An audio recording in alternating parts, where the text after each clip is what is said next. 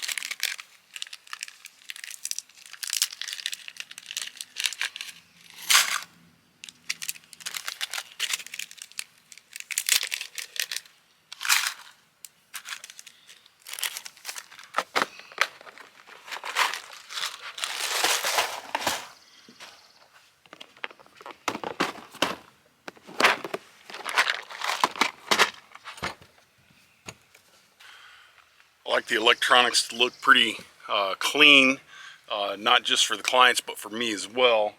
And so we got to get these bad boys wiped down with some glass cleaner.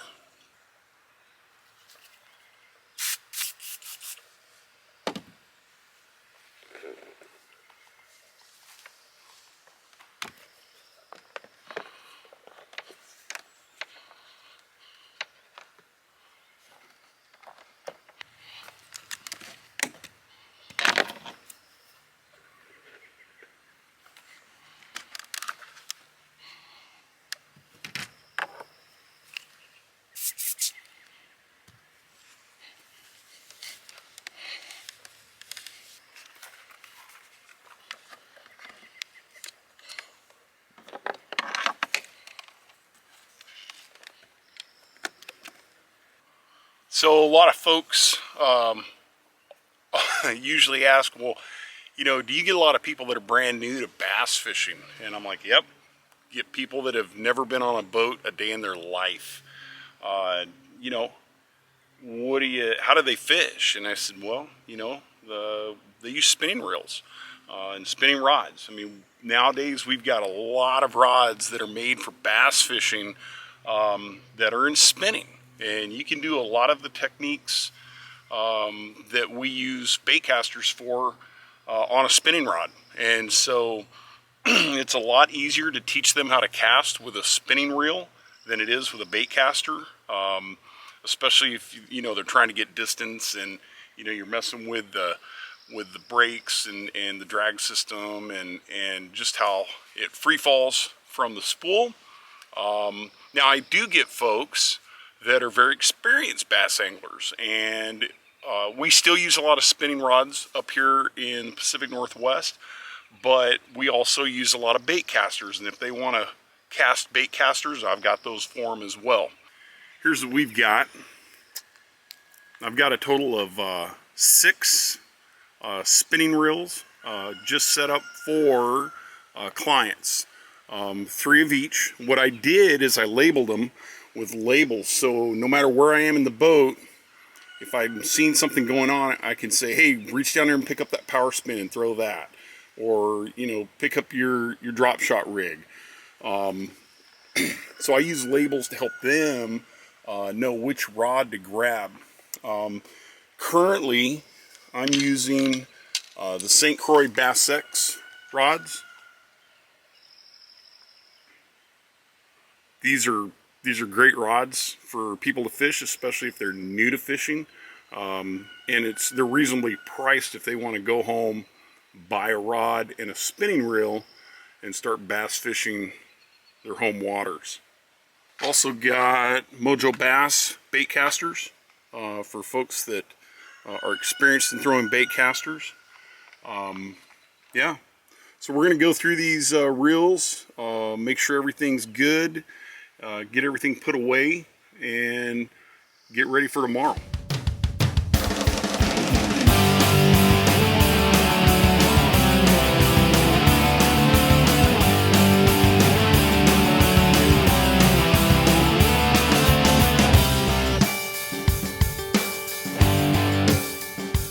So you guys might have noticed that I've got a yellow line on these reels, and a lot of people are a little surprised, but again, I get a lot of new folks that are fishing for bass, and the yellow line helps them see where their line is and what it's doing. What I do is I put a top shot on each one of these rods of fluorocarbon.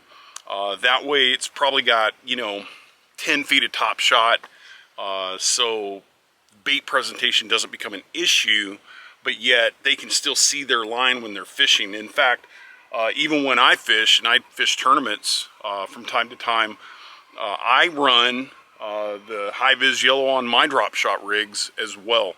Don't run them so much on my bait casters, but I do run them on my spinning reels, and it doesn't seem to affect the fish we catch. I mean, we're still getting into them.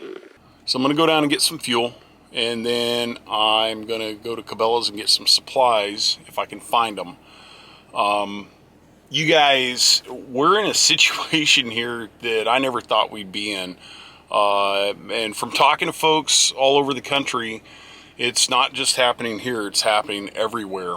And that is a huge shortage of everything. I wanted to build another shop this year, and a shop that should have cost me $54,000, they want $92,000 for it because the lumber's just gone up so much. So 86 in the shop idea for now.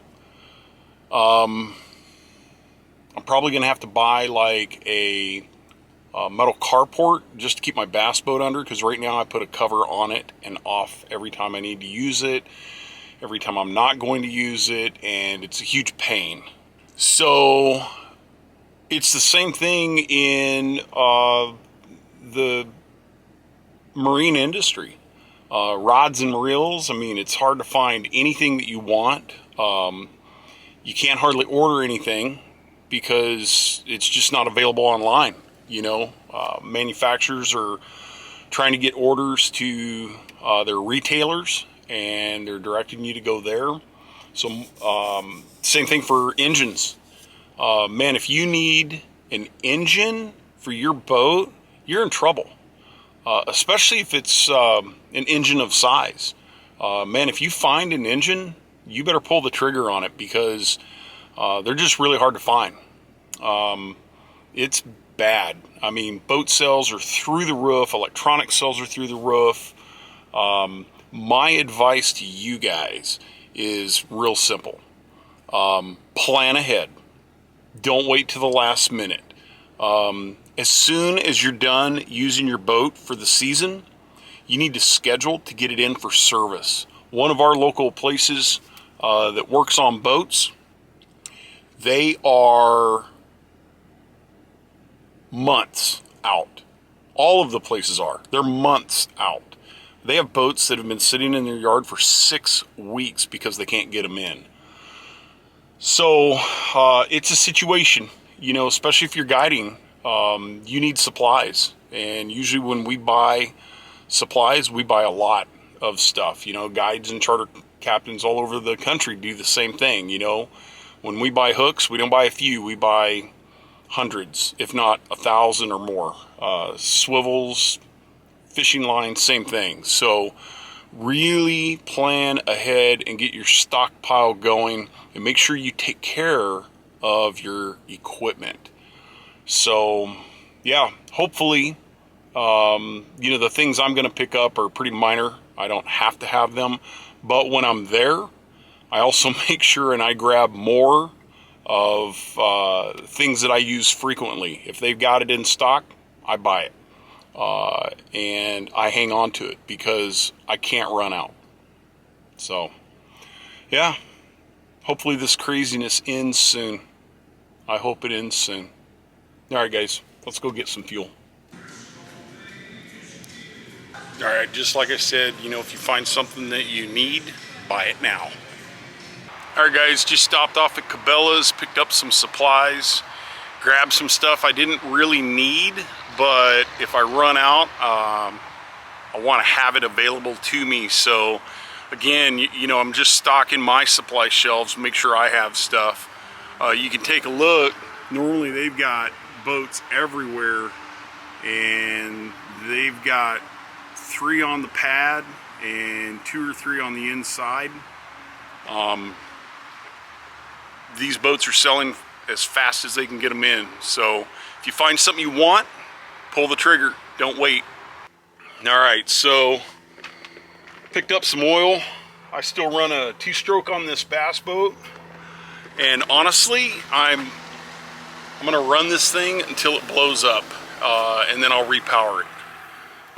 Can't find engines right now. I'd love to put a new engine on it right now, but you're not gonna find one. So the engine runs good, take care of it, but I do have to buy oil for it. Also picked up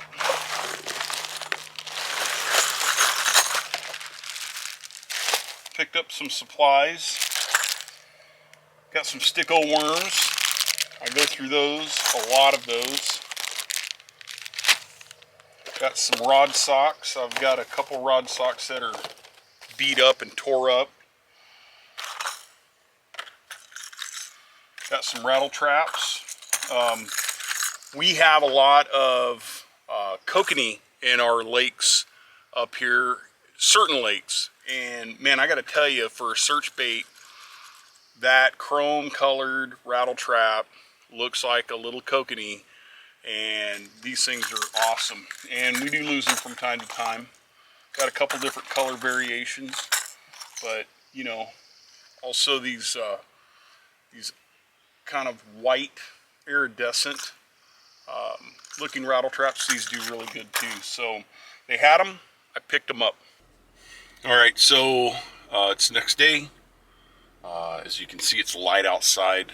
This particular lake we're fishing today, the gate doesn't open until 7 a.m. So it's 6:25. Gonna head over to the lake so I can be first in line and get the boat in the water and get these guys out catching some smallmouth bass.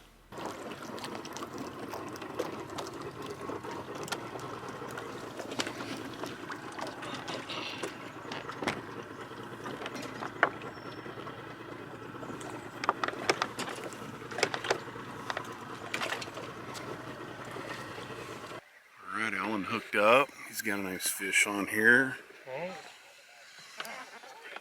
Ooh, that's a nice fish, Alan. Work it over here. Alright, what Alan's got there. Like a 2.5, 3 pounder? Ah, nice. Got it on camera. Good fish. Take your time.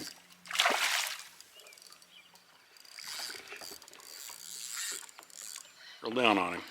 Whenever you're ready, you're going to boat flip him into the boat. Nice job. How'd that feel, David? It felt good. Nice. Nice fish. Yep. Good. Alright, let's cut her loose.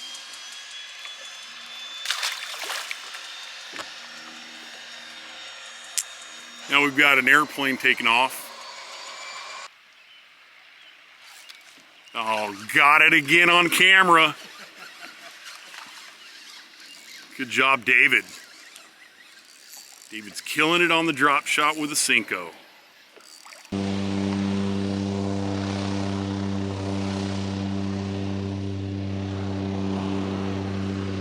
Oh! Came off. Is that because not enough, reeling? No, I think he got it. I think it's where the fish actually maybe picked it up. Put it back out there in that same spot again. came right off of that structure that we're looking at. So guys, what we're looking at is this structure right here. You can see he's caught fish on the left structure, and he just picked fish up on that structure on the right. I'm with brothers Alan and David, and they did a little bass fishing today. How'd you guys like that? Right on, we had a good time. Great, enjoyed it. Yeah. 60th birthday, first time out for us doing bass fishing. It was great. Great guide. Yeah, good job. Appreciate it, guys. You guys fished hard. If you're interested in bass fishing with us, let's go do it. Yeah.